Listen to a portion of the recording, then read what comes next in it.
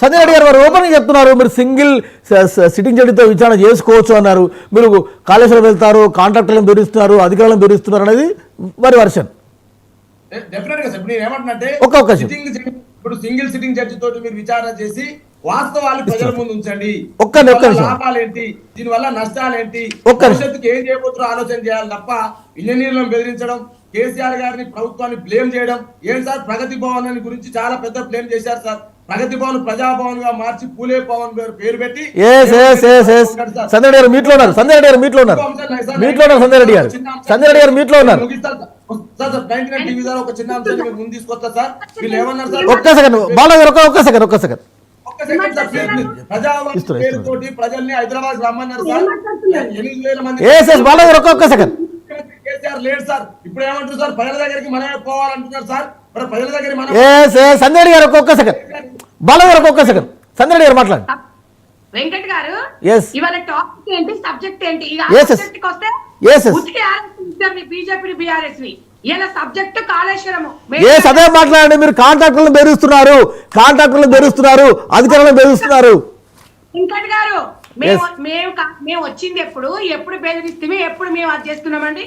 ఎవరు బెదిరిస్తున్నారు? ఇవన్నీ టాటాకు చప్పుడులకు భయపడేది లేదు. బాలాజర్ ఒక్క సెకండ్ వస్తారా మీరు ఏమనుకుంటారు అని బెదిరించలేదా? బాలాజర్ నేను మాట్లాడినప్పుడు మాత్రం నీకు ఇగో ఇట్లా రాసుకో, నువ్వు మాట్లాడింది నేను ఇలా రాసుకున్నా. పొద్దున ఎందుకండి? సంజయ్ గారు మాట్లాడారు. Congress voice, BJP voice, analyst voice అనేది ప్రజలకు పోవాలి. మాట్లాడు ప్లీజ్. మీకేం పనిపాట లెక్క లైవ్ పెట్టినా, మాకేం పనిపాట లెక్క వచ్చినామా? మీరు కాంట్రాక్టర్లు బెదిరిస్తున్నారా లేదా అది చెప్పండి. వినండి వెంకట్ గారు, మా జగదీష్ రెడ్డి అట, మా కేసీఆర్ అట, మా బీఆర్ఎస్ పార్టీ, బీజేపీ. ఒక్క నిమిషం అండి. ఒక బీజేపీకి అంటే ఇప్పుడన్నా అర్థమైంది కదా తెలంగాణ ప్రజలకి, బీజేపీ బీఆర్ఎస్ ఒక్కటైతే నేను అనేది ఏంటంటే ఇవాళ బీజేపీ వాటా కూడా ఉందేమని తెలంగాణ ప్రజలకు అనుమానం వస్తుంది ఇందులో.